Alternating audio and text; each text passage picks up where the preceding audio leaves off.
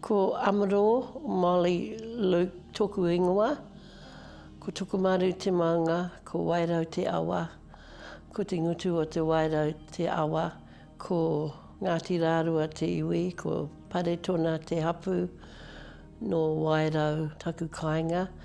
Ko te whānau Luka hau. Nō reira, tēnā koutou. Tēnā koutou, tēnā tātou katoa. I was born in Te Wairau, brought to Wairau Pā when I was 2 weeks old by my birth mother, and I was whāngai into the Luke whānau, my grandmother's people, and my whāngai dad was actually my granduncle, so that was Sam and Kahu Luke, and I was raised in Wairau Pā by them. Everybody that lived in this pā were whānau to each other. So it was a great place to live and a great place to be raised. All of my mum and dad's whānau that lived here all spoke te reo to each other.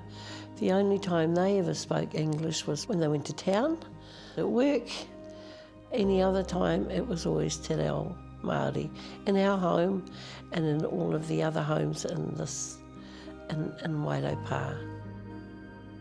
I was raised hearing te reo all of my life until they passed.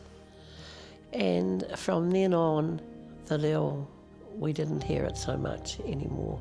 Our aunties and uncles of the time, all they saw was education for their kids or for their babies. So they didn't encourage them to continue the reo. The reo now could have been thriving because it would have continued.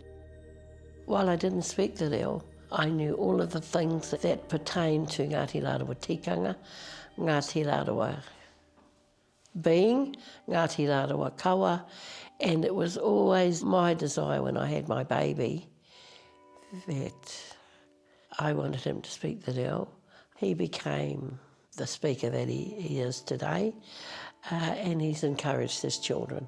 And my mokos now are, one's just starting to speak, so she's at kohanga, so her words that are coming out of her mouth is the reo, and the other little one is going to be there soon, and then our little boy. So that's 3 of Lee's mokos that are there.